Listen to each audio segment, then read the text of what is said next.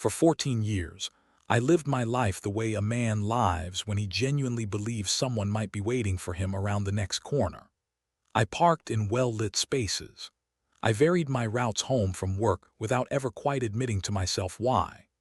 I flinched at unexpected knocks on my own front door, and more than once, in the early years especially, I chose to simply stay inside on a Saturday rather than risk running into my own brother at the grocery store too. I want you to sit with that detail for a moment, because I sat with it in one form or another for the better part of a decade and a half. I was afraid of my own brother, in my own town, in my own life, because everyone in my family believed I had done something monstrous to him. I had not. What actually happened was worse than what they believed, and it had nothing to do with me at all. And 14 years later, all of it ended in the space of a single afternoon, at a corner table in a small cafe, where my 89-year-old mother sat across from a complete stranger, a claims adjuster named Patricia, and listened to her lay out a stack of bank records from an account my brother had opened under a name that was almost, but not quite, his own. By the end of this story, you are going to know exactly what was inside that account, exactly why a stranger kept those records for years before showing them to another living soul, and exactly what my mother said to me on the telephone 3 days later, after 14 years of refusing to let my name be spoken in her house. Stay with me. This story takes a while to build, the way the truth itself did, and I promise you that every minute of the fear I am about to describe gets answered before we are done. I want to give you a sense, before I explain how any of it actually began, of what an ordinary week looked like for me during those 14 years,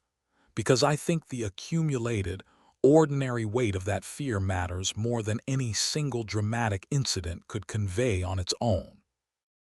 A Tuesday might mean driving 11 minutes out of my way to reach a hardware store I had no particular reason to prefer, simply because it sat on the opposite side of town from the one Marcus was known to frequent.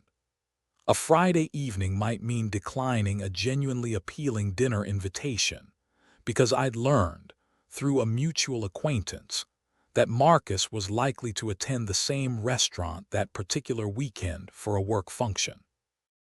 A Sunday might mean an entire morning spent quietly calculating whether a particular church service, a particular grocery run, a particular walk through downtown carried any meaningful risk of an encounter I had spent years training myself to avoid at almost any cost. This was not, I want you to understand, occasional or dramatic vigilance. It was the ordinary, exhausting texture of nearly every single week for 14 consecutive years. Before I tell you what happened, thank you for being here with me tonight.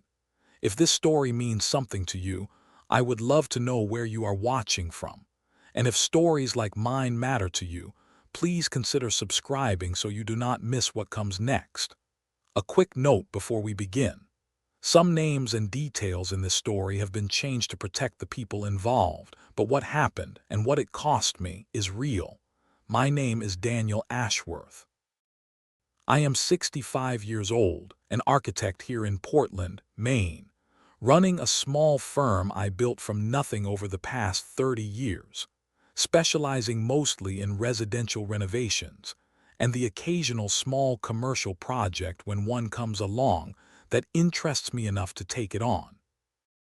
I want to tell you about my brother before I tell you about anything else, because I think you need to understand exactly who Marcus was, or at least who everyone believed he was, before the rest of this story can make any sense to you at all. Marcus is 3 years older than me, and for the entirety of both our childhoods, he was the kind of older brother other kids' parents used as an example. Class president 3 years running, all conference in 2 sports. The kind of easy, effortless charm that made teachers extend deadlines and made our own parents, our mother Diane especially, speak about him with a specific, unguarded pride that never once extended in quite the same way to me. I do not say that with any particular bitterness. I understood, even as a boy, that Marcus and I were simply different kinds of sons, and that our mother's affection for him ran along a register mine never quite managed to reach. I was the quieter one, the one who spent his weekends drawing floor plans for houses that did not exist instead of playing varsity anything, and our family found a comfortable, settled way of loving both of us that mostly worked, for most of our lives, right up until it very much did not. I want to tell you about a specific memory from when I was maybe 11 years old, because I think it captures something essential about the pattern our family fell into decades before any of the rest of this story happened. Marcus, 14 at the time, had broken a neighbor's window with a baseball, a clear, unambiguous accident that any reasonable child might have simply owned up to immediately. Instead, I watched him construct in the space of about 90 seconds an entirely plausible alternate explanation, something about a stray cat and a loose shutter, delivered with such easy, convincing confidence that our mother believed it without a moment's hesitation, an explanation that held up right until the neighbor's own son admitted, weeks later, to actually witnessing the whole thing. Even then, our mother's anger landed considerably softer on Marcus than it would have landed on me for a fraction of the same deception, softened by the specific charm Marcus had already, by 14, learned to deploy at exactly the right moments. I do not think, looking back, that this made our mother a bad parent exactly. I think she loved a version of Marcus that was, in its own way, genuinely real, the parts of him that were charming and generous and quick with a joke at exactly the moment a room needed one. What she never fully reckoned with, not until she was 89 years old sitting across a cafe table from a woman she had never met, was that the same facility for smoothing over uncomfortable truths that made Marcus so effortlessly likable as a teenager had never actually gone. It had simply gotten considerably more sophisticated and considerably higher stakes by the time it was aimed at an entire marriage instead of a broken window. I want to tell you about one more early memory, because I think it adds an important dimension to understanding exactly how thoroughly our family's dynamics had already calcified around Marcus's version of events, decades before any of the rest of this story unfolded. I was perhaps 16, Marcus 19 and home from his first year of college, when I overheard, entirely by accident, a conversation between him and a college friend visiting for the weekend, Marcus describing, with a casualness that genuinely unsettled me even then, a pattern of dating multiple girls simultaneously back at school, treating the entire subject with an easy, amused detachment that struck me, even as a 16-year-old with limited experience of mine, as considerably more calculated than the ordinary carelessness of a 19-year-old figuring out relationships for the first time. I mentioned it to our mother once, carefully, in the vague, indirect way teenagers sometimes test whether an adult is actually willing to hear something uncomfortable, and I remember her response clearly even now, decades later, a gentle but unmistakable redirection. Boys will be boys. Daniel and Marcus has always had a lot of girls interested in him. Nothing in her tone suggesting she found the underlying behavior itself worth examining any further than that. I understand now, with everything I have since learned, that this was an early, relatively low-stakes version of exactly the same pattern that would eventually cost me 14 years of my own life. Our mother's habit of extending Marcus's behavior the most generous possible interpretation available,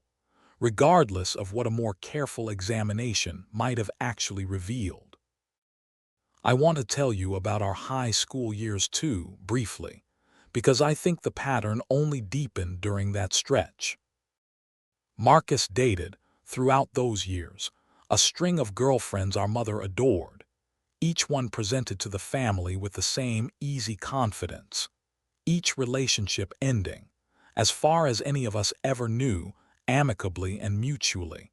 and it was not until years later, reconnecting briefly at a reunion with one of those old girlfriends, that I learned a considerably different version of at least one of those endings. A story involving considerable deception on Marcus's part that had simply never made its way back to our family at all. I filed that conversation away at the time as an unfortunate but unremarkable piece of teenage history. I understand now, with everything I know today, that it was simply an earlier chapter in a pattern that would eventually cost me 14 years of my own life. Hold onto that broken window and the stray cat, by the way. 40 years later, my own mother is going to bring that exact story up, unprompted in one of the hardest conversations of her life, and when she does, you will understand why I told it to you first. I want to pause the story here for a moment, because I think you deserve to form your own theory before I tell you the rest. A golden child, an entire family built around his effortless charm, and a quieter younger brother eventually accused of the worst betrayal a sibling. What do you think was actually happening underneath that golden surface in the years before any of this became public? Write your guess in the comments below. I will tell you how close you came by the end of this. Marcus married Sophia when he was 34 and I was 31. A wedding I stood up in as best man, delivering a toast our mother still, to this day, calls one of the finest things she has ever heard me say in public, an irony I have had a great deal of time to sit with in the years since. Sophia was, from the very first time Marcus brought her home, exactly the kind of woman our family had always assumed Marcus would eventually marry, warm and quick-witted, and genuinely kind in a way that felt entirely unforced. A pediatric nurse at the regional hospital who had a specific gift for making everyone around her feel like the most interesting person in the room.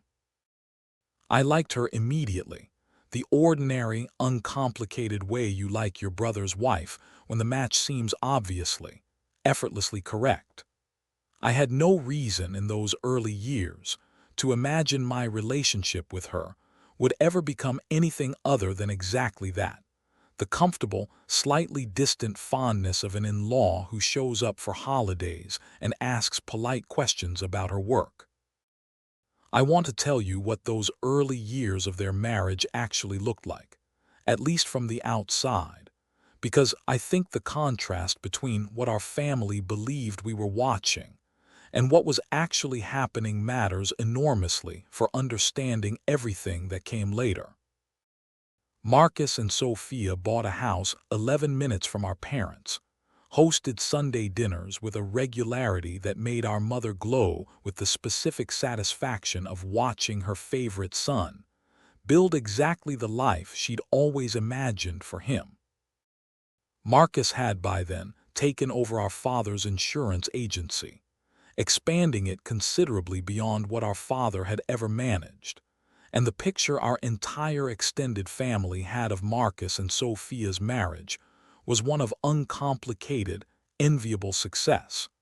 The golden couple everyone else's marriages were quietly measured against at every family gathering for the better part of 15 years. And hold on to my Aunt Ruth and her garden for a moment too, because Ruth is going to return near the end of this story, at a funeral, in a single wordless gesture that I still count among the kindest things anyone has ever done for me. I remember, specifically, a 4th of July gathering maybe 4 years into their marriage. Our entire extended family crowded onto our parents' back deck, Marcus grilling with the same easy confidence he brought to everything, Sophia moving through the crowd with genuine warmth, stopping to ask our elderly Aunt Ruth detailed questions about her garden that Ruth clearly appreciated more than she let on. And I remember thinking, watching them together that evening, that whatever complicated feelings I carried about my own life at that particular stage, my brother had genuinely built something worth envying. I want you to understand that I mean this completely sincerely. I was not, during those years, harboring any secret resentment or hidden longing that eventually curdled into betrayal. I simply believed, along with everyone else in our family, that I was watching a good marriage between two people who loved each other well. Sophia's own family lived several states away, a detail that made our family's embrace of her feel, to her, considerably more significant than it might have to someone with a large family of her own nearby. She told me, years later, that our mother's warmth toward her in those early years had felt like a genuine gift, an entire extended family welcoming her in without reservation, which made the eventual isolation she experienced within that same family, once the truth about Marcus finally started surfacing behind closed doors, considerably more painful than it might otherwise have been. She had, in some real sense, adopted our family as her own primary family, which meant that Marcus's betrayal was not simply the betrayal of a husband, but the slow, creeping threat of losing an entire constructed sense of belonging she had built her adult life around. I did not know, during any of those years, what I would eventually come to understand about the actual texture of that marriage, the considerable distance between the version Marcus performed at every family dinner and the version Sophia was actually living inside behind their own closed doors. I want to be honest that even now, all these years later, I do not have full access to every detail of what those years cost her, because Sophia has never been the kind of person who narrates her own suffering in complete detail, even to me, even after everything. What I do know, pieced together slowly over years of careful, patient conversation, paints a picture considerably darker than the golden surface our family spent a decade admiring. Marcus, it turned out, had been unfaithful to Sophia almost from the beginning of their marriage, a pattern that began, as far as Sophia has ever been able to reconstruct it, within the first 18 months, long before any of the rest of us had any reason to suspect the marriage was anything other than exactly what it appeared to be. I want to be careful here, because I do not want to make this sound like a simple, singular betrayal, one affair discovered and forgiven and moved past the way these stories sometimes go. What Sophia eventually described to me, in fragments across many separate conversations over several years, was something closer to a sustained pattern, spanning nearly the entire length of that marriage. Women at his office, women he met through the insurance conferences he traveled to several times a year, a specific, practiced facility for compartmentalizing an entire second life, running parallel to the one our family celebrated every Sunday at that dinner table. I want to pause again here, because I think it matters for you to sit with the same disorientation I eventually had to sit with myself.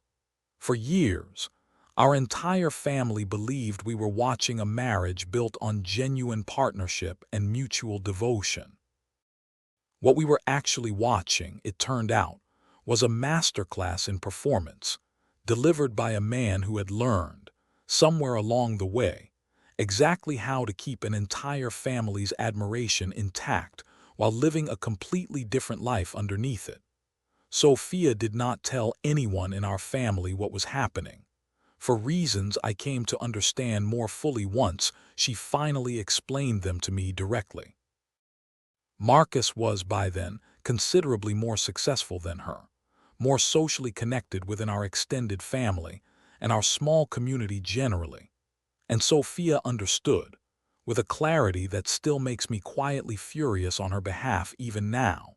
that any accusation she raised against him would be measured, by our own mother especially, against nearly 40 years of watching Marcus be exactly the golden son our family had always believed him to be. She told me, years later, that she had genuinely believed, for most of those years, that leaving him would mean losing not just a marriage, but an entire family she had grown to love in her own right. A family that would, she was certain, choose Marcus's version of events over hers without a second thought. What Sophia finally did about all of it took her 2 more years of quiet courage to work up to. What our family then did to her for it took 14. I want to tell you about the year everything actually started changing, because I think it matters for understanding exactly how gradually, and how invisibly to the rest of us, the actual unraveling happened. It was roughly 20 years ago now, a spring that I remember, in retrospect, as the beginning of everything, though nothing about it seemed remarkable at the time. Sophia had started, that spring, coming by my office occasionally, ostensibly to discuss renovation ideas for a guest bathroom she and Marcus were planning to update. Conversations that began as exactly what they appeared to be, professional consultations between an architect and his sister-in-law, and gradually over the following months became something considerably more complicated, though neither of us, I want to be honest, fully understood what was happening between us until we were already well inside it. I remember the specific afternoon I first understood something had shifted. Sophia sitting across from me at my own drafting table, ostensibly reviewing tile samples, telling me, almost in passing, about a business trip Marcus had just returned from, mentioning a detail that did not quite add up against something he had told her before he left. I did not think much of it in that particular moment, filed it away the way you file away most small inconsistencies in other people's marriages. None of my business, not something I had any standing to investigate. But I noticed, over the following months, that Sophia mentioned these small inconsistencies with increasing frequency, always carefully, always without quite accusing Marcus of anything directly. And I began to understand, slowly, that she was testing whether I might actually be someone she could trust with something she had been carrying alone for a very long time. I want to step outside my own perspective for a moment and tell you what Sophia herself has since described to me about those years, because I think her account matters considerably more than mine for understanding the actual weight of what she was carrying during that period. She told me, once we had been together long enough that she finally felt safe describing it in complete detail, that the specific loneliness of suspecting your own husband while surrounded by an entire family who adored him is a particular, isolating kind of pain that she has never fully found adequate language for, even now. She described lying awake beside Marcus on nights she was nearly certain he had lied to her about his whereabouts, running through the mental math of what confronting him might actually cost her, not just the marriage itself, but an entire constructed sense of belonging within our family that she had built her adult life around. She told me about a specific evening, roughly 2 years before she finally left him, when she had found a receipt in his jacket pocket for a hotel in a city he had told her he was not visiting on that particular business trip, and how she had sat with that receipt for nearly 3 days before finally confronting him, rehearsing the conversation dozens of times in her head, only to have Marcus offer an explanation so smooth, so immediately plausible. Involving a last-minute client meeting, he claimed to have simply forgotten to mention that she found herself apologizing to him by the end of the conversation for having doubted him at all. She described this pattern repeating itself, in various forms, dozens of times across their marriage, each time Marcus's explanation arriving quickly enough and confidently enough that she began to distrust her own instincts considerably more than she distrusted him. A specific, corrosive effect she has told me took years of therapy, well after their divorce, to fully understand and begin to undo. I asked her once, fairly early in our own relationship, why she had stayed as long as she did once the pattern became undeniable even to her own carefully maintained doubts, and she told me something I have thought about often in the years since. that leaving Marcus did not simply mean leaving a husband who had betrayed her. It meant leaving an entire family she had come to genuinely love, a mother-in-law who called her regularly just to chat, a father-in-law who had taught her how to properly prune the rose bushes in the garden she had planted at their first house together, an entire constructed extended family that she understood, with painful accuracy as it eventually turned out,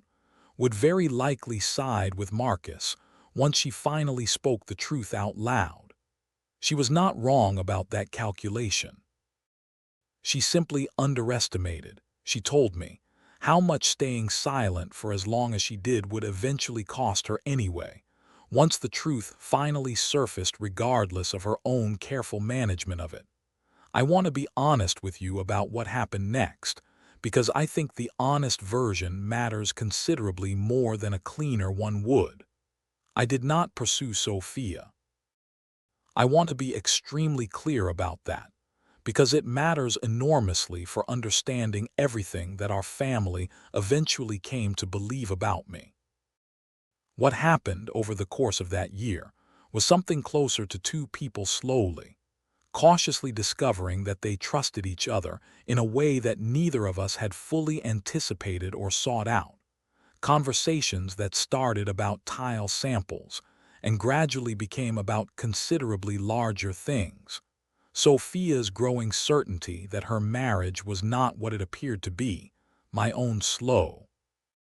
uncomfortable realization that I had begun looking forward to her visits in a way that had stopped being purely about renovation consultations months before either of us said anything honest about it out loud. Sophia left Marcus roughly 14 months after that first bathroom consultation, and I want you to hold onto that timeline carefully, because it matters enormously for everything that happened afterward. She left him on her own, having finally confronted him directly about a pattern of infidelity she had, by then, gathered considerable evidence of, confronting him not because of anything happening between the two of us, but because she had simply reached the end of what she was willing to continue absorbing silently on her own. Marcus did not deny it. She told me later, not fully, offered instead a series of careful, minimizing explanations, isolated incidents, meaningless, nothing that actually threatened what they had built together, language I recognize now, having heard versions of it several more times over the years since, as the specific vocabulary of a man who has become genuinely skilled at managing consequences rather than actually reckoning with them. If this story has you hooked, drop a comment and hit subscribe, because what happens next is the part I still think about most. I want to tell you about the 2 years that followed Sophia's departure from that marriage, because I think this is the part of the story our family got most completely, most damagingly wrong, and it is the part I have spent the most years since trying, mostly without success, to correct in their understanding. Sophia moved into her own apartment across town, filed for divorce that same autumn, and spent the following 2 years, as far as anyone in our family understood at the time, simply rebuilding a life on her own after an unexpected, and as our mother described it repeatedly at every family gathering during those years, entirely inexplicable divorce from her wonderful husband. I did not see Sophia during most of those 2 years, not beyond the ordinary, occasional overlap of two people who share a family, a Thanksgiving where she still, for the first year, made a brief, uncomfortable appearance out of some lingering sense of obligation to our parents before that tradition understandably ended entirely. I want to be honest that I thought about her, during those 2 years, more than I fully admitted to myself at the time, but I did not pursue anything, did not reach out beyond the occasional message checking how she was managing, because I understood even then, without anyone needing to tell me directly, exactly how our family would interpret any closer relationship between us, however innocent its actual origins had been. What actually happened, roughly 2.5 years after Sophia's divorce from Marcus was finalized, was considerably more ordinary than what our family eventually came to believe. We ran into each other, entirely by chance, at a hardware store on a Saturday afternoon, both of us reaching for the same brand of caulk in the plumbing aisle, and what began as an awkward, slightly too long conversation about bathroom renovations neither of us actually needed to be having in a hardware store aisle turned, over the following weeks, into something neither of us had planned or sought out. Two people who had genuinely liked and respected each other for years, finally allowing themselves to explore what that liking and respecting might actually become, more than 2 full years after any marriage between Sophia and my brother had existed at all. I want to describe that specific Saturday afternoon in a bit more detail, because I have replayed it in my memory often enough over the years since that I can still recall it with a clarity. Most ordinary afternoons from that period have long since faded from. I remember Sophia looking different than I remembered her looking during the final, difficult year of her marriage. Not simply older, but lighter somehow. A specific ease in how she carried herself that I understood, even in that first surprised moment of recognition, as the visible evidence of 2 years spent rebuilding a life on entirely her own terms. She had cut her hair shorter than she'd worn it during her marriage, a small, ordinary detail that nonetheless struck me, standing there in that fluorescent-lit aisle, as evidence of a woman who had genuinely moved forward rather than simply survived. We talked for nearly 40 minutes in that aisle, an employee eventually asking, with visible amusement, whether we intended to actually purchase anything or simply continue using the plumbing section as a meeting space. And I remember driving home afterward with a specific, unfamiliar lightness in my own chest that I did not immediately recognize for what it actually was. I called her 3 days later, ostensibly to recommend a specific brand of grout sealer I'd forgotten to mention during our conversation,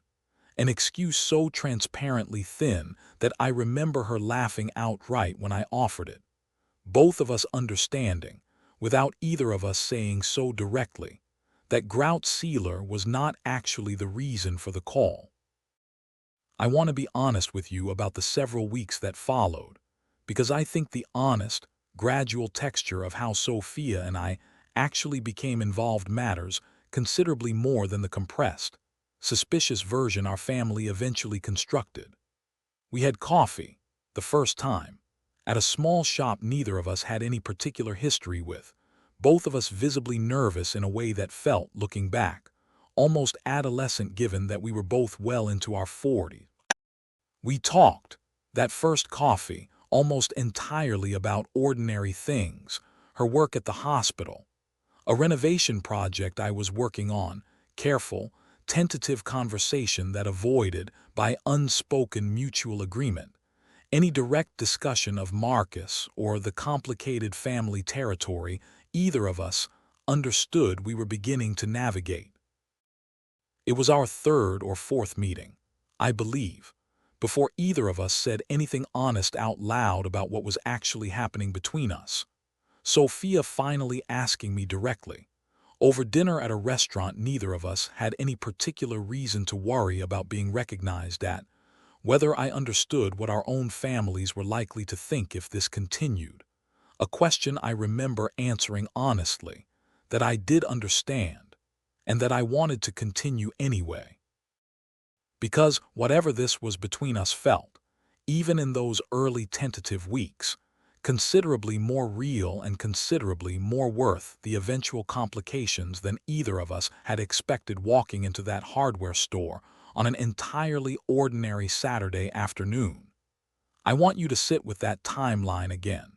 because it is the single detail our family has spent over a decade refusing to fully absorb.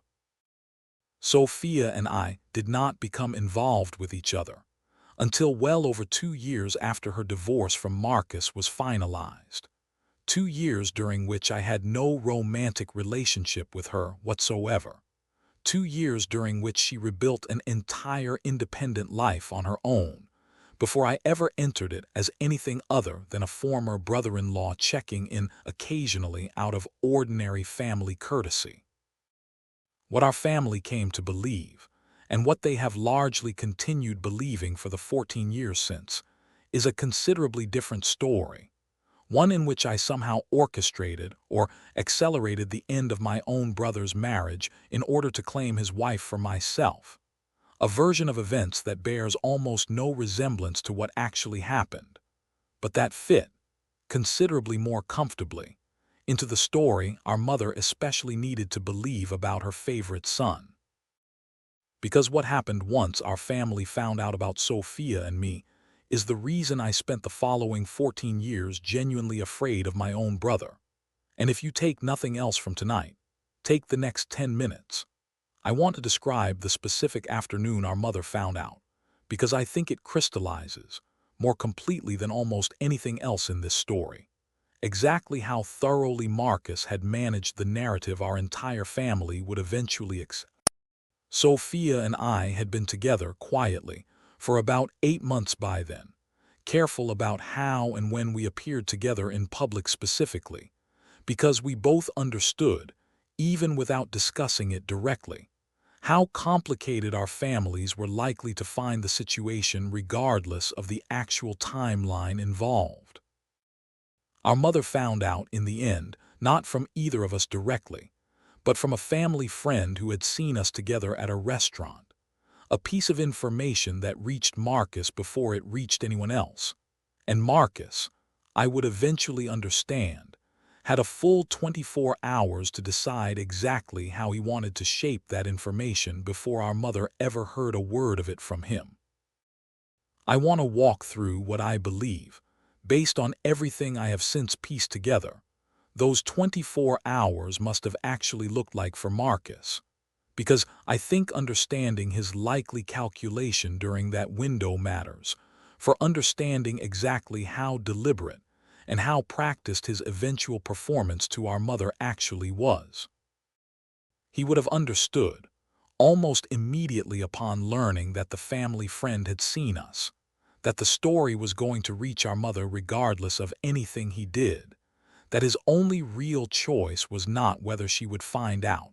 but what version of events would arrive first, and therefore anchor everything she believed afterward.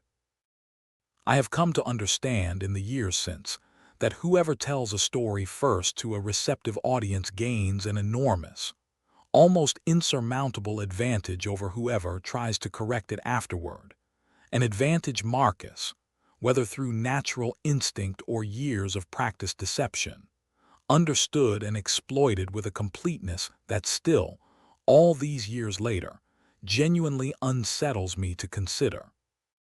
The story Marcus told our mother, and eventually the rest of our extended family, was that he had discovered, only recently, evidence that Sophia and I had been involved with each other for considerably longer than either of us has ever actually acknowledged, that our relationship had, in fact, begun while Sophia was still married to him, that the eventual divorce he had never fully wanted or initiated himself had been engineered, essentially, by his own brother's betrayal. It was, I want you to understand, an almost complete inversion of the actual timeline,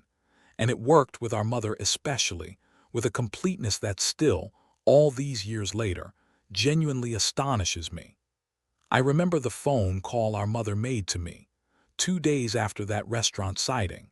her voice carrying a coldness I had genuinely never heard from her before in nearly 50 years of being her son. I want to describe that call in more complete detail, because I think the specific words she chose, and the specific certainty with which she delivered them, matter for understanding exactly how thoroughly Marcus's version had already calcified into unquestioned fact in the space of just 2 short days. She did not ask me for my version of events. She began, instead, by telling me She had spent the previous evening unable to sleep, replaying every family gathering of the past several years, searching her own memory for signs she now believed she should have noticed, moments between Sophia and me that she was now certain, with the specific, retroactive clarity Marcus's version had provided her, must have been evidence of an affair conducted right under the entire family's unsuspecting nose. She told me, in a voice shaking with a fury I understood even in that moment, was going to reshape our entire family for years to come, that she knew what I had done, that she had raised me better than to betray my own brother in the most fundamental way one sibling can betray another, that she did not know, and was not certain she wanted to know, how long I had been carrying on with Sophia before her divorce, but that whatever the timeline, the fundamental betrayal was the same. I tried to explain the actual sequence of events.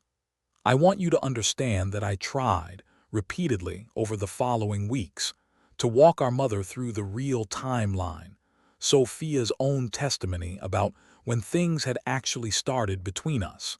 the 2.5 years of complete separation between her divorce and our eventual relationship. Our mother did not want to hear it, not because she was a fundamentally unreasonable woman, but because Marcus's version of events allowed her to preserve something she needed considerably more than she needed the truth, an understanding of her golden son as the wronged party in a marriage that had, in the version she needed to believe, been destroyed by his own brother's betrayal rather than by a decade of infidelity. Marcus had never once had to answer for in front of the family that adored him. I want to warn you about what is coming before we go on. The next stretch of this story contains a Tuesday evening, a truck engine in my own driveway, and the only moment of my adult life when I stood in my own doorway, genuinely uncertain whether my brother intended to hurt me. We are getting there. But first you need to understand the years wrapped around it. I want to describe what those first several years after that phone call actually looked like, because I think the specific texture of that estrangement matters for understanding exactly why I spent as long as I did genuinely afraid of my own brother. Our mother stopped speaking to me entirely for the better part of 2 years, a silence I understood, even in the depths of my own hurt and confusion, as her own particular way of grieving a version of her family she had believed incompletely and was not yet ready to let go of.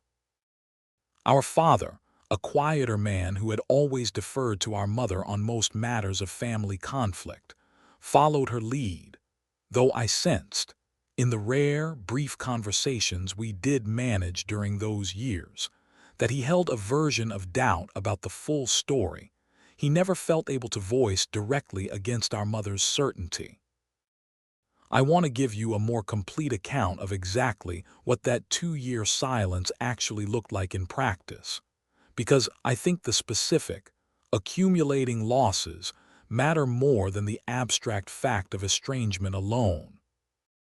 I was not invited to my own nephew's 10th birthday party, an omission our mother explained, when I finally worked up the nerve to ask her directly, as simply not wanting to create an uncomfortable situation. Language that told me, even then, exactly how completely she had already recategorized my presence in the family as a problem to be managed rather than a relationship to be preserved. I received no Christmas card that first year, the first time in my entire life I had not received one from my own mother, a small, specific absence that I remember sitting with for the better part of an evening, turning over in my hands an empty space where a card should have been, understanding, with a clarity that still aches slightly even now, exactly how thoroughly I had been written out of my own family's ordinary rhythms. There was a specific Easter, roughly 18 months into the estrangement, when I drove past our parents' house on an entirely unrelated errand and saw, through the front windows, the unmistakable gathering of an extended family Easter dinner in full swing, Cousins and aunts and uncles I had celebrated that same holiday alongside my entire life, none of whom, I understood in that moment, had thought to extend even a token invitation my way. I did not stop. I drove past slowly enough to fully register the scene, and then continued on to wherever I had actually been heading. And I remember arriving at my own destination, unable to fully remember the drive, my hands, once again, shaking slightly on the wheel, though this particular shaking had nothing to do with fear of Marcus, and everything to do with a specific, compounding grief I had not yet found adequate language for. Marcus, for his part, never once, in all the years since, offered our mother or anyone else in our extended family the actual, complete timeline of what had happened in his own marriage. He allowed the story he had first told to calcify, over years, into something our entire extended family simply accepted as settled fact, a story in which he was the wronged husband and I was the brother who had stolen his wife out from under him. A narrative so complete and so unchallenged that even cousins I had grown up close to began, gradually, to treat me with a wary distance I did not fully understand the depth of until I found myself, more than once, quietly uninvited from family gatherings I had attended my entire life, without ever needing an invitation before. I want to tell you about the specific fear I lived with during those years, because I think it matters for understanding why the title of this story is not, in any way, an exaggeration. Marcus never once made an explicit threat against me, not in any way I could have taken to the police or even fully articulated to anyone outside my own head. What he did instead over the following years was something considerably harder to defend against, a pattern of showing up unexpectedly at places he knew I frequented, a hardware store I used regularly, a coffee shop near my office, standing just close enough, just long enough, to make his presence unmistakably deliberate, before walking away without ever saying a single word to me directly. I remember the first time it happened, maybe 8 months after our mother's silence began, Marcus standing across a parking lot outside my regular hardware store, simply watching me load lumber into my truck for a full uncomfortable minute before finally turning and walking away. And I remember understanding in that moment, with a specific, physical certainty I have never fully been able to shake since, that my brother wanted me to know he was capable of finding me. I began over the following months making small, deliberate changes to my own routines, changes I did not fully admit to myself at the time were about fear specifically, telling myself instead that I was simply being sensible, avoiding unnecessary conflict, choosing peace over confrontation. I started parking further from store entrances, in spots with clearer sight lines. I varied which grocery store I used from week to week, despite one being considerable. I stopped attending the handful of community events, a farmer's market especially, that I knew Marcus and Sophia had once frequented together during their marriage, understanding that Marcus likely still attended them,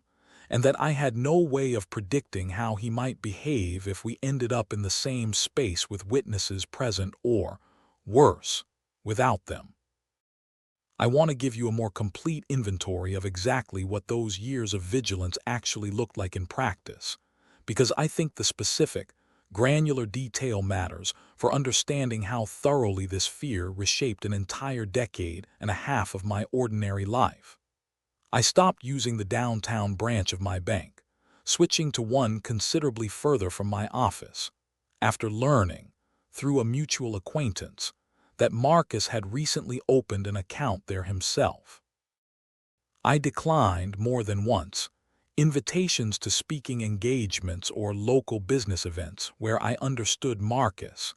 given his own prominent position running our father's former agency,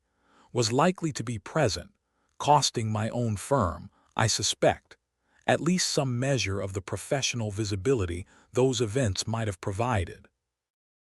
I kept a mental map, updated regularly, Of which restaurants, which gas stations, which stretches of certain roads I associated with a higher likelihood of encountering him. Adjusting my own movement through my hometown, the way you might adjust your route through a city you'd been warned had certain genuinely dangerous neighborhoods, except the danger, in my case, wore my own brother's face. I remember a specific incident, roughly 12 years into all of this, at my own daughter's elementary school open house, an evening I had been looking forward to for weeks, spotting Marcus himself across the crowded gymnasium. There, I would only much later piece together, for the presentation of the young daughter of a woman he was seeing at the time, a detail whose full, chilling significance would not become clear to me until near the very end of this story, so hold on to it. I spent the remainder of that evening angling my body carefully to keep sightlines toward every exit, half listening to my own daughter's presentation about the solar system, while the larger part of my attention remained fixed on scanning the room for my brother's face. A specific, exhausting kind of vigilance that I understand now, with considerable retrospective clarity. No parent should have had to maintain during what should have been an uncomplicated evening celebrating his own. I want you to understand that Sophia carried her own version of this same vigilance throughout those years, in some ways considerably more acutely than I did, given her own direct history with Marcus's temper during the final months of their actual marriage, details she has only gradually, over years, felt able to share with me in complete depth. She kept, for the better part of a decade, a small personal alarm attached to her keychain, a detail I did not fully understand the significance of until she finally explained, years into our own marriage, a specific incident during the final weeks of her marriage to Marcus that she had never previously described to me in full. An evening, when his controlled anger had tipped, briefly but unmistakably, into something physical enough that she had genuinely feared. For the only time in their entire marriage, for her own immediate safety, if you have ever rearranged your own ordinary life around avoiding one single person, the routes, the store swaps, the parking spots with clear sight lines, put the word routes in the comments below. I read every one of them, and I have learned that there are far more of us quietly doing that exhausting arithmetic than anyone ever admits at a family table. There was one specific incident, about 3 years into all of this, that I think crystallizes exactly why the fear I carried was never entirely irrational, however much it may have sounded, described in the abstract, like ordinary sibling estrangement rather than something considerably darker. Sophia and I had, by then, been together for roughly 3 years, living together for the past 18 months in a house I had purchased specifically because it sat on a quiet street with only one road in or out, a detail I did not consciously connect, at the time I bought it, to anything related to Marcus, though I understand now, with the clarity distance provides, exactly what I had actually been choosing and why. A dead-end street cannot be driven down by accident. Any vehicle that turned onto it had a reason to be there, and I would hear that reason coming from a quarter-mile away. I had, without ever admitting it to myself, bought a house the way a careful man positions a desk in an office he does not trust, facing the door. Marcus showed up at that house, uninvited and unannounced, on a Tuesday evening in early autumn, and I want to describe exactly what happened, because it is the single incident I have replayed most often in the years since, trying to understand exactly how close that evening actually came to becoming something considerably worse than it did. I heard his truck in the driveway before I saw him, a specific engine sound I still, all these years later, recognize instantly whenever I hear anything similar. Sophia was still at the hospital, working a late shift, and I was alone in the house when Marcus came up the front steps and began pounding on the door hard enough that I genuinely worried, in that first disoriented moment, that he might actually break it. I opened the door because I did not see an alternative that felt safer than opening it, and I want to describe what my brother looked like standing on my own front porch that evening, because it is not a version of Marcus our family, our mother especially, has ever fully seen or acknowledged existing. His eyes had a specific, glassy quality I recognized, even in my own fear, as at least partially alcohol-related, and his voice, when he finally spoke, carried a controlled, deliberate menace that felt considerably more calculated than a simple, spontaneous outburst of anger. He told me, standing in that doorway, that I had taken the one thing he had actually cared about in his entire life, that our mother's continued blindness to what I had actually done was the only thing standing between me and consequences he told me, increasingly less interested in continuing to avoid. I want to describe the physical sensation of that conversation as precisely as I can, because I think abstract descriptions of fear tend to flatten something that was, in the actual moment, considerably more visceral and specific. My own hands were shaking on the doorframe, a detail I remember noticing almost from a distance, as though observing someone else's body responding to a threat my mind had not yet fully processed. The porch light above us had a slight flicker to it, a bulb I kept meaning to replace, and I remember fixating on that small, mundane detail even as Marcus spoke, the mind's strange habit of seizing onto something ordinary in the middle of something that does not feel ordinary at all. I could hear, somewhere down the street, a neighbor's dog barking at something unrelated, and I remember thinking, with a specific, disconnected clarity, that an entire ordinary evening was continuing all around us while I stood in my own doorway, genuinely uncertain whether my brother intended to hurt me. I stood in that doorway for several minutes after his taillights disappeared down the street, unable to fully make myself go back inside and lock the door, some part of my mind still half expecting him to turn around and come back. When I finally did go inside, I checked every window on the ground floor twice, a habit I would repeat, in one form or another, most nights for years afterward, and I sat at my own kitchen table in the dark for the better part of an hour before I trusted myself to call Sophia and explain what had happened without my own voice shaking badly enough to frighten her more than the situation already warranted. When I finally made that call to Sophia later that night, I remember her voice on the line, the specific fear underneath her own carefully controlled calm. A fear I understood, even then, came from a place of genuine, informed knowledge about exactly what Marcus was capable of when he felt he had lost control of a narrative he needed to remain intact. I did not call the police that night,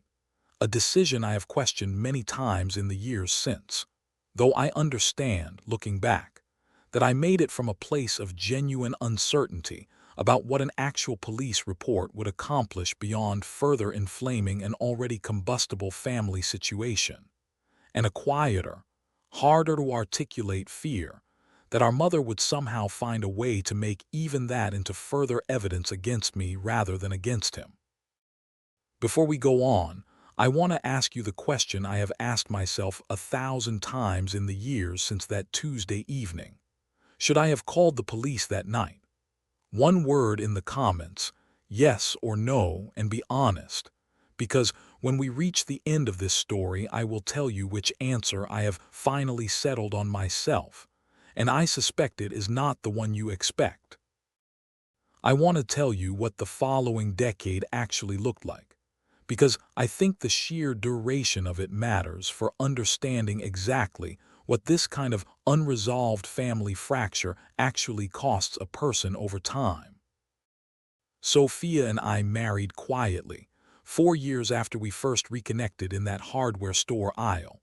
a small ceremony attended by a handful of close friends, and notably, None of my own extended family beyond my father, who came alone, without our mother's knowledge, and left before the reception ended. A small, complicated gesture of love I have never fully known how to properly thank him for. I want to describe that wedding in a bit more detail, because I think the specific smallness of it, set against what a wedding in our family would ordinarily have looked like, captures something important about exactly what 14 years of estrangement actually costs a person. We held it in the backyard of a close friend's house, perhaps 30 guests total, a folding arch Sophia, and I built ourselves out of reclaimed cedar from a renovation project I'd recently completed, a caterer who was actually the mother of one of my employees, offering us a considerable discount out of genuine kindness rather than any expectation of future business. It was, by any reasonable measure, a beautiful afternoon, warm and unhurried, filled with people. And it was also, unmistakably, missing an entire half of what should have been there. Cousins I had grown up alongside, aunts and uncles who had attended every other family wedding for 3 generations, a mother who would have, in any other version of this story, spent months planning every detail alongside us with the same enthusiasm she'd once brought to Marcus and Sophia's own wedding 14 years earlier. I want to tell you about my cousin Rebecca specifically, because her particular reaction during those years captures something I think matters for understanding how completely Marcus's version of events had metastasized through our entire extended family, well beyond just our mother's own household. Rebecca and I had been close throughout our childhoods, closer in some ways than Marcus and I had ever been, sharing a specific, easy friendship built across countless summers at our grandparents' lake house. She stopped returning my calls almost entirely once the story of Sophia and me first broke, and I remember running into her, perhaps 5 years into the estrangement, at a mutual friend's baby shower neither of us had realized the other would be attending, and the specific, careful coldness with which she greeted me, a distance so complete and so unlike the Rebecca I'd grown up alongside, that it took me the better part of that entire afternoon to fully process what I'd acted. I asked her directly why she had chosen to believe Marcus's version so completely, and I remember her answer clearly, because it revealed something I had not fully appreciated about how these stories spread and calcify within larger family systems. She told me, somewhat defensively, that she had simply trusted Aunt Diane's account of things, that our mother had always been the one who kept the extended family properly informed about what was actually happening within our immediate family, and that questioning our mother's version of events had simply never occurred to her as something she had standing to do. It was, I understood in that moment, not really about believing Marcus specifically, so much as it was about an entire extended family's inherited habit of deferring to our mother's authority on matters concerning her own 2 sons, a habit that had, for 14 years, worked entirely in Marcus's favor, without a single person, along that entire chain of deference ever thinking to independently verify what they were being told. Rebecca and I did eventually find our way back to each other, many years later, and I will tell you exactly how at the end of this story, because the way it finally happened says everything about how these comfortable family fictions actually die. But standing in her careful coldness at that baby shower, that ending was still the better part of a decade away, and completely invisible to me. So that was the extended family, one comfortable, unexamined deference at a time. Now let me show you the life Sophia and I managed to build anyway, in spite of every last bit of it. We built a genuinely good life together over the following decade, despite everything. Sophia's career at the hospital advancing steadily, my own architecture firm growing to the point where I eventually hired 2 additional employees, a house we renovated ourselves, room by room, over several patient years. I want you to understand that I am not telling you this story from a place of ongoing devastation, that Sophia and I built something real and lasting together regardless of what our families believed about how it began. But underneath, all of that genuine happiness ran a specific, persistent thread of vigilance that never fully released its grip on either of us, not for the better part of 14 years. I want to tell you more about that house specifically, because I think it matters for understanding the particular kind of life we managed to build despite everything working against us. We bought it 6 years into our relationship, our second house together, a modest colonial that needed considerable work, and trading up from that small dead-end street house felt, in a way neither of us said out loud at the time, like a quiet declaration that we intended to live like people building something rather than people hiding from someone. I remember walking through it for the first time with Sophia, both of us already, without either of us saying so directly, imagining an entire future inside those unfinished rooms.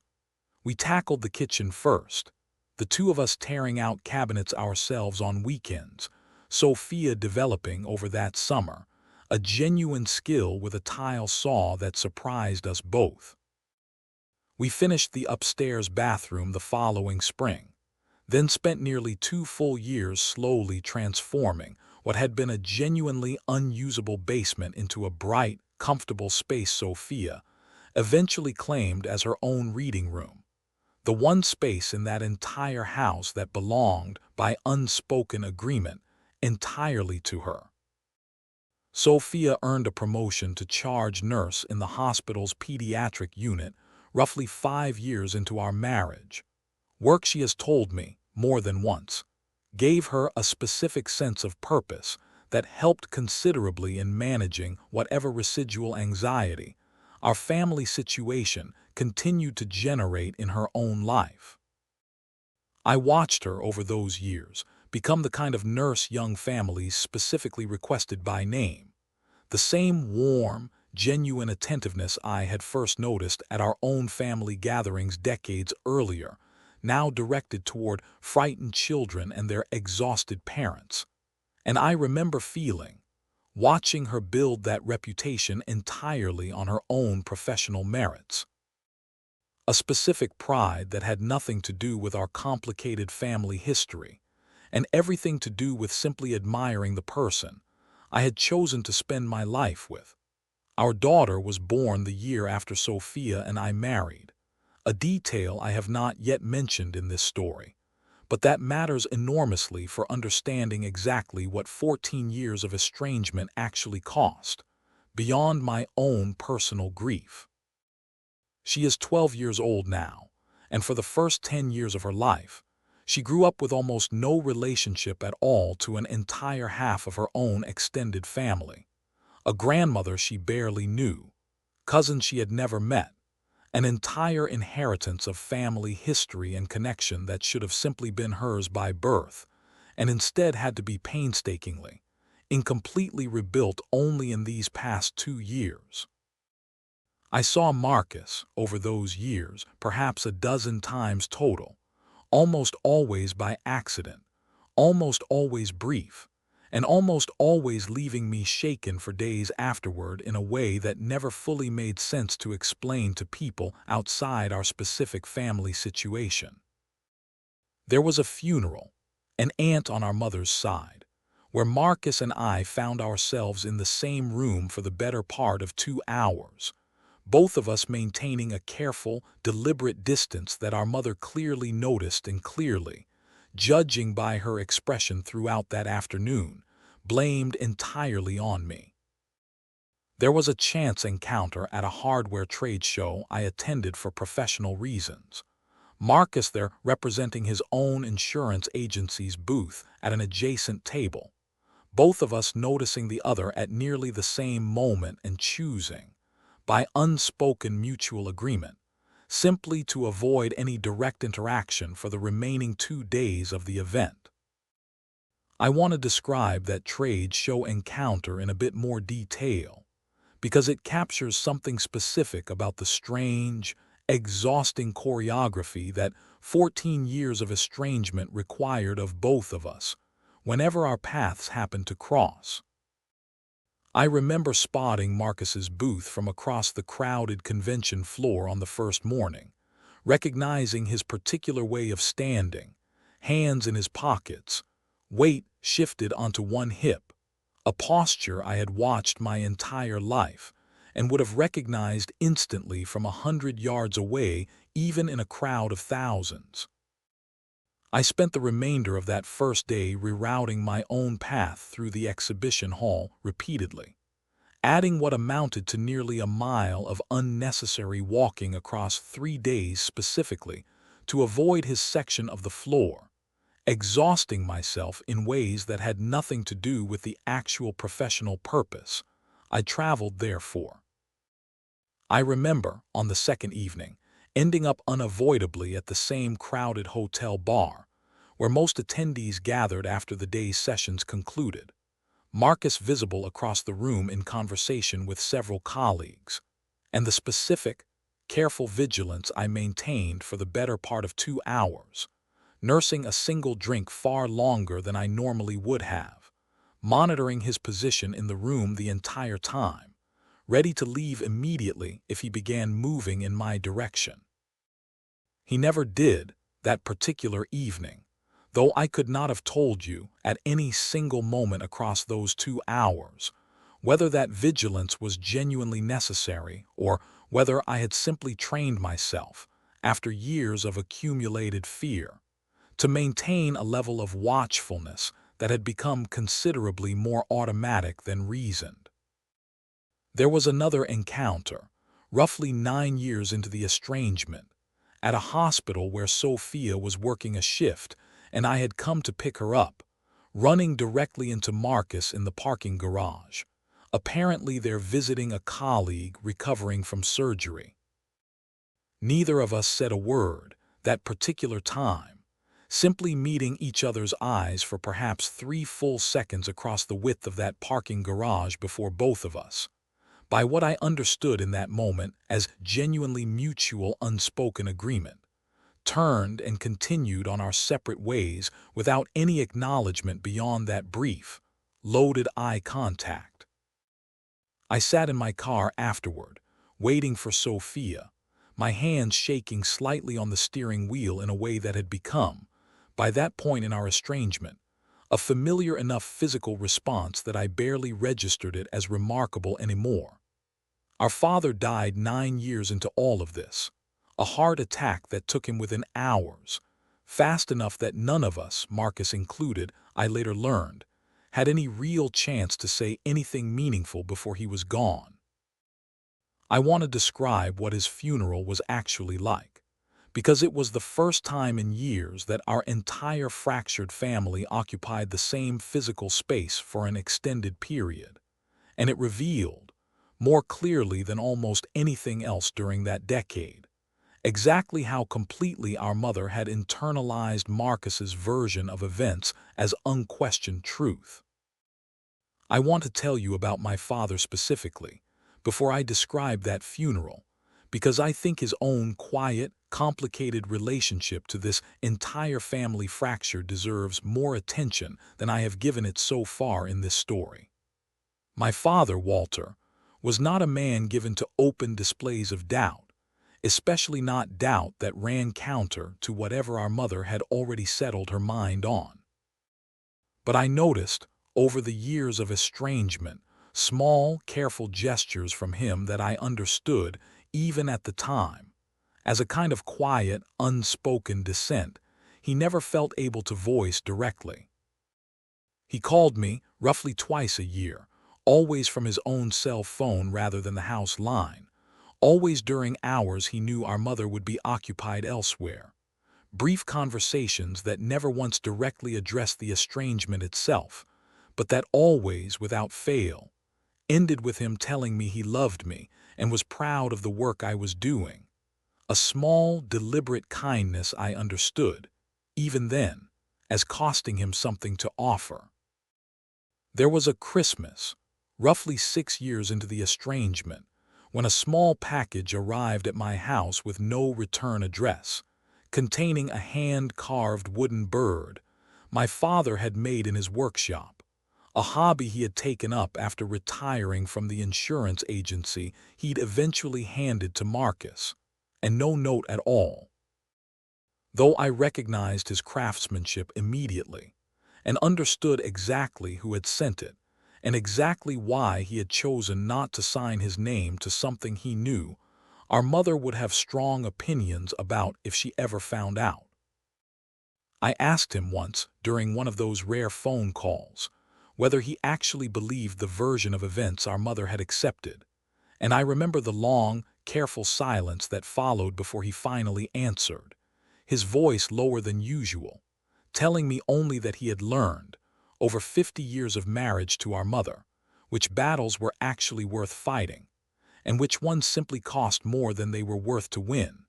An answer that told me everything and nothing at the same time. A father's quiet, complicated way of saying he suspected considerably more than he was willing to openly contest. I want you to understand that I do not say any of this to excuse my father's silence during those years, because I think, looking back, he could have done more, could have pushed our mother harder toward reconsidering a story that was destroying his own son's relationship with the rest of the family. But I also understand, with the particular clarity that comes from being considerably older myself now than he was during much of this story, that marriages carry their own complicated internal architecture that outsiders, even children, rarely have full access to, and that whatever calculation my father made about when and how to voice his doubts was likely considerably more complicated than a simple failure of courage. What happened at that funeral told me exactly where I stood with every single person in my family. It took one afternoon, 2 pews, and a single held hand to map 14 years of damage more precisely than a decade of silence ever had. Our mother asked me, 2 days before the funeral, whether I intended to attend, a question I understood, even in my grief over losing my father, as carrying a specific, unmistakable subtext, that my presence at my own father's funeral was somehow conditional on her assessment of whether it would create unnecessary complications with Marcus's own attendance. I attended anyway, sitting with Sophia in a pew considerably further back than our actual relationship to the deceased would normally have placed us, watching Marcus deliver a eulogy our mother later called one of the most beautiful things she had ever heard, while I sat in that back pew understanding, with a specific, quiet grief that had nothing to do with our father, exactly how completely I had been written out of my own family's understanding of itself. I want to describe one small moment from that funeral reception afterward, because it has stayed with me more vividly than almost anything else from that entire day. I was standing near the refreshment table, largely alone, when my father's younger sister, our Aunt Ruth, the same Aunt Sophia had once spent an entire 4th of July asking careful, genuine questions about her garden, approached me quietly and took my hand for a long moment without saying anything. She was, I understood even then, too old and too tired to fight a battle that had already calcified into unquestioned family fact, but her hand in mine, held a beat longer than any ordinary greeting required, told me something I badly needed to hear that day, that at least one other person in that entire crowded reception hall harbored some private, unspoken doubt about the story everyone else had accepted so completely. If this story has you hooked, drop a comment and hit subscribe, because what happens next is the part I still think about most. I want to tell you about the beginning of the end of all of this, because it did not arrive the way I had always privately imagined it might, some dramatic confrontation or sudden, clean revelation, but instead through a considerably quieter, more mundane sequence of events that took the better part of 2 additional years to fully unfold. It started, as far as I can trace it, with a woman named Patricia Alvarez, a claims adjuster who had worked at Marcus's insurance agency for the better part of 6 years, and who reached out to Sophia directly, out of the blue, roughly 17 years after Sophia's divorce from Marcus had been finalized. I want to be careful about how I tell you this part, because it involves details about another person's life that are not entirely mine to narrate in complete depth, but the essential shape of what Patricia told Sophia in a long, difficult phone call that Sophia described to me afterward in careful, measured detail, was this. Patricia had herself been involved with Marcus during an overlapping period with at least 2 other relationships he had maintained simultaneously, one of them stretching back, she was now certain, to well before Sophia's own divorce had ever been finalized, evidence Patricia had, for her own complicated reasons, held onto for years without ever coming forward. Until a recent falling out with Marcus over unrelated business matters had finally pushed her toward a reckoning she had apparently been quietly building toward for some time. I want to tell you more about who Patricia actually was, because I think it matters for understanding why her eventual decision to come forward carried the weight that it did. She was 51 years old at the time she reached out to Sophia, a claims adjuster who had built a genuinely respected career at Marcus's agency over 6 years, well regarded by colleagues and clients alike. A woman who had, by her own account during that first difficult phone call, spent considerable time telling herself that whatever she had allowed herself to become entangled in with Marcus was a private matter between consenting adults that did not require any further examination or action on her part. I want to describe, in a bit more detail, exactly what finally moved Patricia to reach out after so many years of silence, because I think her own internal reckoning matters for understanding the specific courage it required. She told Sophia that she had spent nearly 2 full weeks after overhearing that break room conversation, simply sitting with what she now understood, running through her own memory of everything Marcus had once told her, recognizing, with the same retroactive clarity our mother would soon experience herself, dozens of small inconsistencies she had chosen not to examine too closely at the time. She told Sophia that the specific detail that finally pushed her toward actually reaching out was learning, through the same younger colleague, that this new woman Marcus was seeing had a young daughter from a previous relationship, a detail that struck Patricia. She said, with a specific, protective urgency, she had not expected to feel so strongly about a woman she had never actually met. What changed, Sophia told me, was a specific conversation Patricia had overheard in the agency's break room roughly 3 weeks before she reached out, a younger employee mentioning, in passing, a woman Marcus had apparently been seeing, describing details of the relationship's early stages that Patricia recognized, with a specific, sickening clarity, as nearly identical to language Marcus had once used with her, the same promises about how special this connection felt, the same careful vocabulary about complicated timing and eventual freedom that had once made Patricia herself believe she was somehow different from whatever else might be happening in Marcus's life. I want you to sit with that detail the way I have sat with it many times since first learning it, because I think it captures something essential about patterns like the one Marcus maintained for decades. It is rarely a single, isolated act of betrayal that eventually surfaces. It is, more often, a repeating structure, refined and repeated across years and multiple relationships,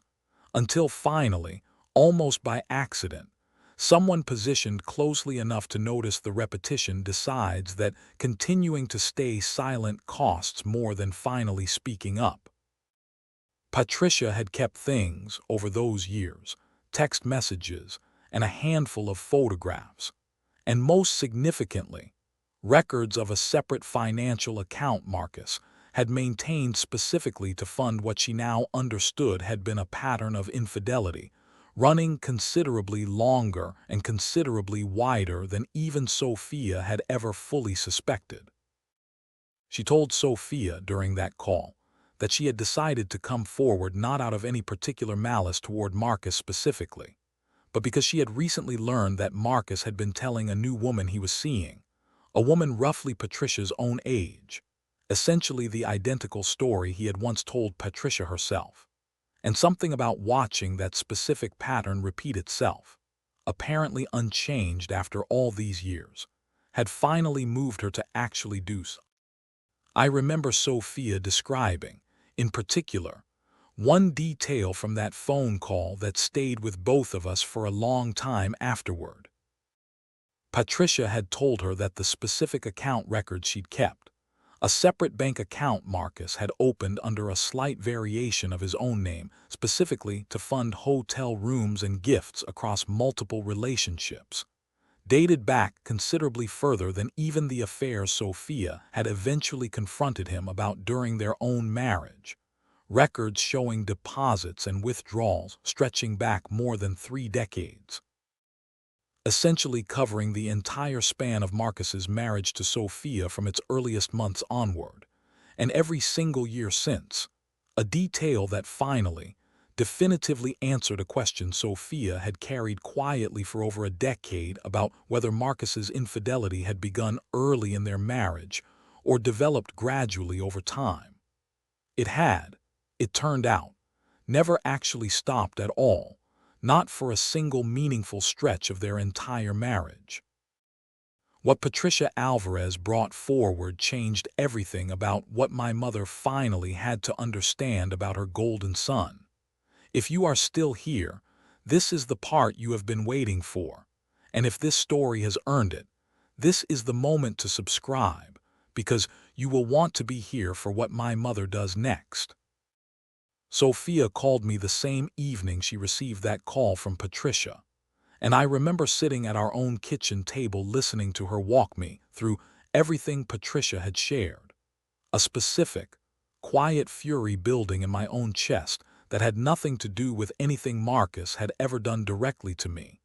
and everything to do with 14 years of watching a fabricated story about my own character calcify into unquestioned family fact, while the actual, considerably darker truth about my brother sat buried under a decade of careful, deliberate performance. Sophia asked Patricia, during that same call, whether she would be willing to share what she had with our mother directly, understanding, better than almost anyone else involved, exactly how much our mother's entire understanding of her family had been built around a version of Marcus that did not actually exist. Patricia agreed, somewhat hesitantly, understanding herself that doing so would mean exposing her own complicated history alongside everything else, a vulnerability I do not think either Sophia or I ever fully appreciated the weight of, until we watched Patricia actually follow through on that agreement several weeks later. I want to describe the afternoon our mother finally heard Patricia's full account, because it is, in many ways, the moment this entire 14-year story. Sophia arranged the meeting carefully, at Patricia's own request, in a neutral, quiet setting, a small cafe our mother had frequented for years, understanding that our mother would need somewhere familiar and comfortable to absorb what she was about to hear. I was not present for that initial conversation, at Patricia's own request, understanding, I think correctly, that my presence would complicate an already difficult conversation our mother needed to hear without the additional weight of confronting me directly at the same time. Sophia told me afterward, in careful, measured detail, exactly what that afternoon had looked like. Our mother sitting across from a woman she had never met before, listening to a timeline of Marcus's infidelities that stretched back considerably further than even Sophia's own marriage to him. Financial records showing a pattern of concealment that had continued, essentially unbroken. Through every single year, our mother had spent believing her golden son was the wronged party in a story he, in fact, entirely fabricated. Our mother did not speak, Sophia told me, for the better part of 20 minutes after Patricia finished, sitting in that cafe with an expression Sophia described as something closer to a physical collapse than an emotional one. An entire architecture of family understanding she had spent 14 years defending finally giving way all at once. Our mother did not call anyone that day, or the next. And I want you to know what those 3 days of silence felt like from my side of town, because Sophia had already told me everything Patricia had laid on that cafe table, and all I could do was sit in my own kitchen and wait to find out whether, after 14 years, the truth was actually going to be enough. I want to tell you about the phone call our mother made to me 3 days after that meeting with Patricia, because it is a call I had waited 14 years to receive, and had, by that point, genuinely stopped believing would ever actually come. Her voice, when I answered, carried none of the coldness I had grown so painfully accustomed to over the preceding decade and a half, replaced instead by something raw and unsteady that took her several attempts to fully articulate into action. I want to describe that call in more complete detail than I have so far, because I think the specific texture of it matters for understanding what 14 years of accumulated grief and misunderstanding actually sound like finally beginning to unravel. She started, in fact, not with an apology at all, but with a long, halting silence, long enough that I asked twice whether she was still on the line before she finally spoke, her voice smaller than I had ever heard it. "Daniel," she said, "I need you to just listen to me for a while, because if I stop talking, I don't think I'll be able to start again, and I need to get through this." She told me that afternoon that she had spent the 3 days since meeting Patricia going back through 14 years of memory, reconstructing, piece by piece, all the small inconsistencies she had noticed over the years and chosen, each time, to explain away in Marcus's favor rather than allow herself to actually examine what they might mean. A business trip that had never quite added up. A period during Marcus's marriage to Sophia, when his behavior toward her had grown noticeably colder for several months without any explanation our mother had ever thought to question. Dozens of small moments she now understood, with a clarity that was clearly causing her genuine physical pain to sit with, had been evidence of exactly the pattern Patricia had finally laid out in full. She described, in particular, one specific memory that she said had kept her awake for 2 of the 3 nights since meeting Patricia, a family dinner roughly a year before Sophia finally left Marcus, when Sophia had excused herself from the table partway through the meal, gone quiet and pale in a way our mother remembered noticing, but had, at the time, attributed to a stomach bug going around that particular season. She told me now, with the specific horror of hindsight, that she suspected Sophia had simply received a text message during that dinner, something that had confirmed a suspicion she'd been quietly carrying, and that our mother, sitting 3 feet away, had noticed nothing beyond an assumed stomach bug, had offered Sophia ginger tea and sympathy and nothing else at all, while her daughter-in-law sat directly beside her, absorbing what our mother now understood must have been one more small, private confirmation of an entire secret life running parallel to the one our family celebrated every week. I asked our mother, at one point during that call, why she had believed Marcus so completely for 14 years, not accusingly. "I want you to understand," but because I genuinely wanted to understand the mechanics of how an entire family's understanding of itself could bend so completely around one person's carefully maintained fiction. She was quiet again for a long moment before answering, and when she finally did, her answer surprised me with its honesty. She told me that believing Marcus had always been easier than believing the alternative, not because she loved him more than she loved me, though I understand now that this had, for years, genuinely felt true to both of us, but because Marcus's version of events had never once required her to examine her own parenting, her own blind spots, her own long habit of extending him the benefit of every doubt since he was old enough to break a neighbor's window and explain it away with a story about a stray cat. Believing me, she said, would have required confronting an entire lifetime of her own choices regarding how she'd raised her two sons so differently. And she had, for 14 years, simply found it considerably easier not to. She asked me on that call whether I could ever forgive her for 14 years of believing a story that had cost me not just a relationship with her, but an entire extended family. Years of missed holidays and weddings and ordinary Sunday dinners I had simply been written out of because it was easier, for everyone involved, to believe the version of events that kept Marcus's golden reputation intact. I want to be honest with you that I did not have an easy or immediate answer for that question. That forgiveness, when it eventually came, arrived slowly over the following months, rather than in any single, clean moment of reconciliation. I remember telling her, near the end of that first long call, that I did not need her to fully understand. In that single conversation, everything 14 years of estrangement had actually cost me, that healing something this deep was not going to happen across a single phone call, however honest, but that I was willing, for the first time in a very long time, to actually try building something back with her slowly, if she was genuinely willing to do the same.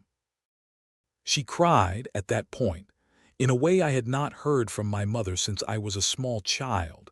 and I found myself, somewhat to my own surprise, crying along with her. 14 years of accumulated grief finally finding some small measure of release for both of us at the same time. What happened with Marcus, once our mother finally understood the full shape of what he had actually done, both to Sophia during their marriage and to me for 14 years afterward, is its own separate story, one involving a confrontation at our mother's own kitchen table that neither Sophia nor I were present for, and a fracture between Marcus and the rest of our family that has, in some ways, proven considerably harder to fully repair than the estrangement I had spent 14 years living inside of ever was. I want to tell you what I do know about the lead-up to that confrontation, even though I was not present for the conversation itself, because our mother has since described enough of the surrounding details that I think they are worth sharing before I leave you with where this particular chapter of the story actually ends. Our mother did not call Marcus immediately after her own conversation with me. She told me later that she spent nearly 2 full weeks simply sitting with what she now understood, unable to fully process how to even begin a conversation with her other son about a pattern of deception that stretched back, by that point, considerably further than she had initially grasped even after her meeting with Patricia. She finally called Marcus and asked him to come to the house, alone on a Sunday afternoon, the same house where he had once hosted a decade of golden Sunday dinners with Sophia. And I understand, from what our mother has since told me, that Marcus arrived expecting an entirely ordinary visit, having no idea, in that moment, exactly how much our mother had already learned. I know that the conversation that followed lasted the better part of 4 hours. I know that our mother has described it, in the only conversation she has ever had with me about its actual content, as the hardest conversation of her entire life, harder even than the one where she'd first believed Marcus's version of events 14 years earlier. I know that Marcus, confronted directly with Patricia's account and the specific financial records that accompanied it, did not offer the same smooth, immediately plausible explanation that had once worked so effectively on Sophia, and indirectly, on our entire family for over a decade. I know, too, that whatever actually happened in that 4-hour conversation reshaped Marcus's own relationship with our mother in ways that have not, even now, 2 years later, fully settled into anything resembling their old dynamic. He has not, as far as I understand it, ever fully acknowledged the complete scope of what Patricia's records revealed, offering our mother instead a partial, carefully managed accounting that she has told me she no longer has any illusions about the completeness of, but that she has, for her own complicated reasons involving over 60 years of loving him as her son regardless of what he has done, chosen not to press further than she currently has the emotional capacity. I want to be honest with you that I do not know the complete shape of where things currently stand between Marcus and the rest of our family, because that particular relationship, understandably, is not one that has been rebuilt in any way that includes me directly. What I know is that our mother's understanding of her golden son has been permanently altered in ways that no amount of careful explanation on his part has been able to fully restore, and that the specific, unquestioned admiration she once held for him, the admiration that shaped 14 years of my own exile from this family, no longer exists in anything like its original form. But that's a story for next time. I want to tell you about one more reconciliation before I close this particular chapter, because I think it matters as much as my own restored relationship with our mother. And in some ways, given everything Sophia had specifically endured within our family, it matters even more. Our mother asked, roughly a month after that first difficult phone call with me, whether Sophia would be willing to meet with her directly, a request I relayed carefully, understanding that Sophia had every reason to decline, having absorbed 14 years of an entire extended family's cold judgment, for a divorce she had not caused, and a subsequent relationship she had entered into honestly, well over 2 years after that divorce was finalized. Sophia agreed to the meeting, though I remember her telling me in the days beforehand that she was approaching it with considerably more caution than I had allowed myself with my own reconciliation. That 14 years of being quietly blamed for the collapse of a marriage, whose actual collapse had nothing to do with her own choices, had left her with less patience for easy forgiveness than I had apparently managed to find in myself. I was not present for that meeting either, at both women's request, understanding that whatever needed to happen between them required a directness that my own presence, however well-intentioned, would likely have complicated. Sophia told me afterward, in careful, measured detail, that our mother had begun the conversation not with an apology, but with a genuine, detailed question, asking Sophia to tell her, in her own words, exactly what those years of marriage to Marcus had actually been like.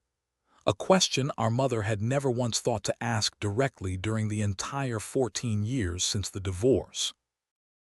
Having simply accepted Marcus's version of a marriage that had ended for reasons he'd never needed to fully explain to a family that trusted him completely. Sophia told me that she cried partway through answering that question, in a way she had not allowed herself to cry in front of anyone in our family in over a decade, describing years of careful, isolated suspicion, the specific loneliness of doubting a husband the entire family adored, the particular grief of losing not just a marriage, but an entire constructed sense of belonging she had built her adult life around. Our mother, Sophia told me, listened without interrupting for the better part of an hour, and when Sophia finally finished, our mother reached across the table and took both of her hands and told her something Sophia has repeated to me many times since, that she was sorry, not just for believing Marcus's version of events, but for never once, in all those years, actually asking Sophia directly what had happened, for allowing an entire family's comfortable assumptions to stand in for.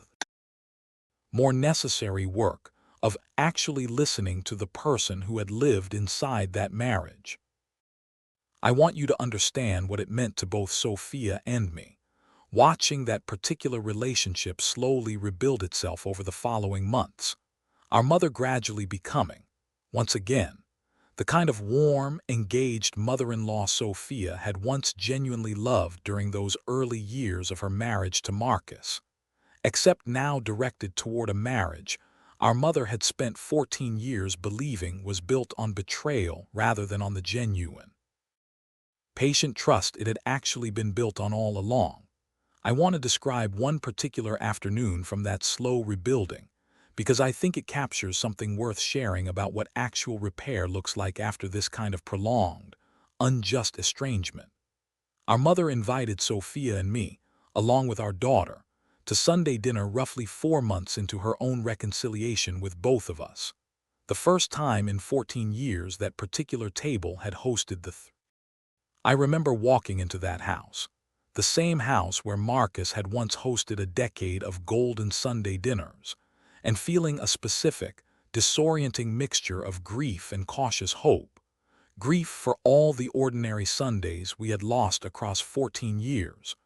Hope that this particular one might finally mark the genuine beginning of getting some meaningful portion of that back.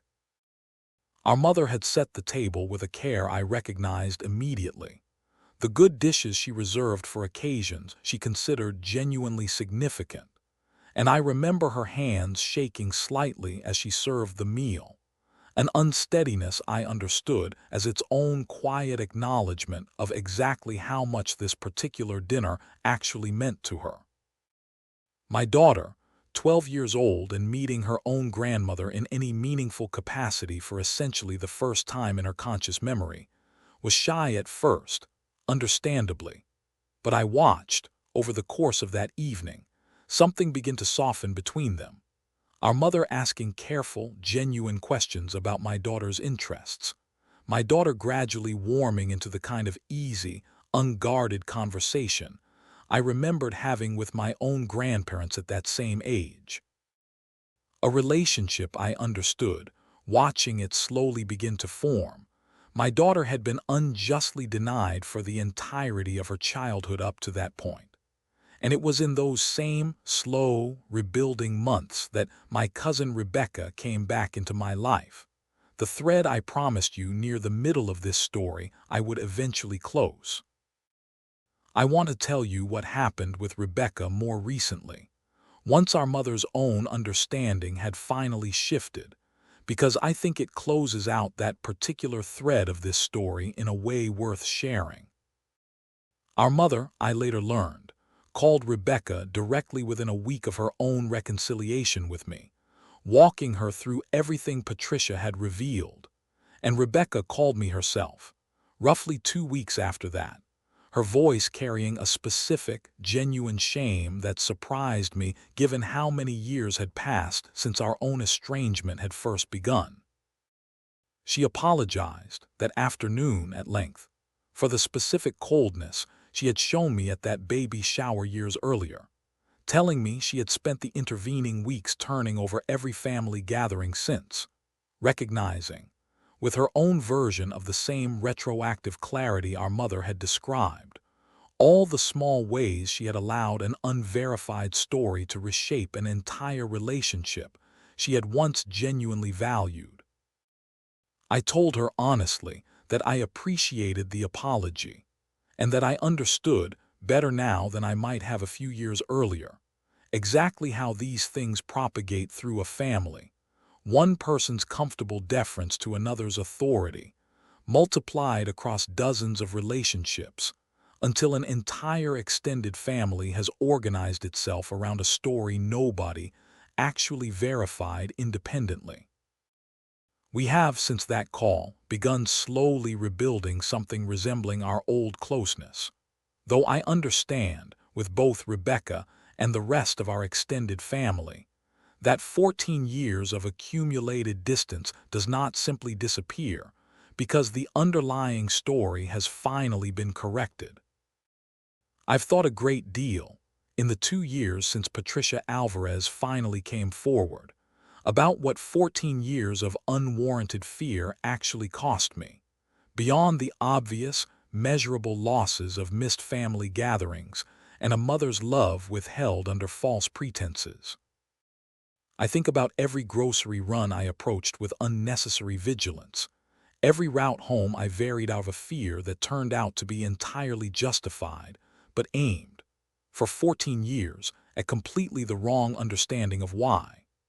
I think about the version of myself I might have been across that decade and a half, if I had been allowed to simply live inside my own life, without the specific, low-grade dread that colored almost every ordinary decision I made during those years. I think, too, about my own daughter, 12 years old now, who spent the majority of her childhood without any relationship at all with her own grandmother, without cousins she should have grown up alongside, without an entire extended family that should have, by any reasonable measure, simply been hers from birth. I have watched her over the past 2 years, slowly building relationships with people she should have known her entire life. A grandmother who now calls her regularly just to hear about her week. Cousins she is only now, at 12, beginning to actually know rather than simply hearing about secondhand. And I feel, watching that slow, overdue rebuilding, a very specific kind of grief for the years she lost entirely. Years that no amount of eventual reconciliation can actually. I think, finally, about how easily this entire 14-year fracture might never have been corrected at all if Patricia Alvarez had made a different choice, if she had continued deciding, as she had for years, that staying silent cost her less than speaking up. I do not know Patricia well, even now. Our relationship limited mostly to a handful of brief, grateful conversations since everything came to light. But I think about her often, understanding that an entire family's slow, overdue reckoning with the truth ultimately depended on one woman's difficult decision to finally stop protecting a man who had never once protected her. What I know for certain, looking back now with the clarity distance eventually provides, is that the family narrative that shaped 14 years of my life was never actually about anything I had done. It was about a story my mother needed to believe, protecting an image of her golden son that could not survive contact with the actual truth. A story Marcus was more than willing to let stand precisely because it cost him nothing and cost me everything. I do not know that I will ever fully recover the years that story took from me. What I know is that I finally, after 14 years, no longer have to check my mirrors quite so carefully driving home from my own office. And some days, that alone feels like considerably more than I ever genuinely expected to get back. And since I promised you an answer, here is where I have landed on the question I asked you earlier about whether I should have called the police the night Marcus stood on my porch. Yes, I should have. Not because a report would have changed anything our mother believed, it almost certainly would not have, but because I have learned across 14 years that every threat you absorb silently becomes a fact the other person gets to build on, and every one you put on the record becomes a fact that you do. If your own answer in the comments was no, I understand you completely, because I lived inside that no for over a decade. I am simply telling you what it cost. I think often about my own profession in relation to everything this story has taught me, because I have spent my entire career thinking carefully about foundations, about the specific, unglamorous work of making sure the structure holding a building together is actually sound before anyone bothers admiring what gets built on top of it. Our family, for 14 years, was a house built on a foundation nobody had actually inspected,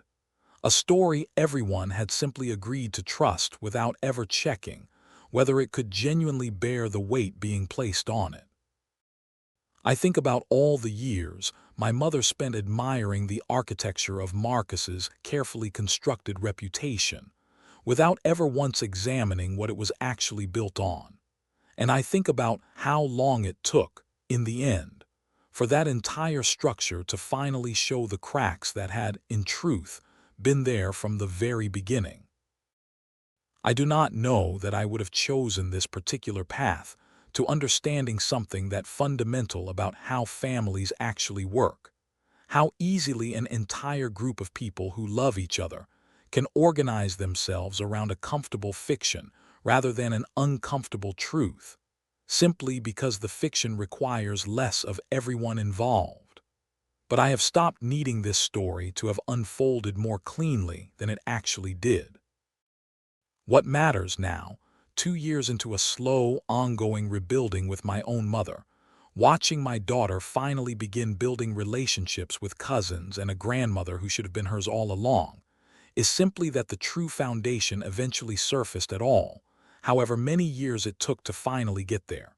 If this story moved you, let me know in the comments, and hit that subscribe button so you don't miss what happens next. Thanks for being here. For real. One more thing before I go. If any part of this story resonates with your own family, if you've ever watched a comfortable, unverified narrative reshape how people you love treat you, I would genuinely like to hear about it. These patterns, I have come to understand over these past 2 years, are considerably more common than any of us like to admit, and I think there is real value in simply naming them out loud, even years later, even after the damage has already been. 14 years is a long time to live afraid of your own brother for something you never actually did. I hope, if you are carrying anything similar, that your own reckoning arrives considerably sooner than mine did.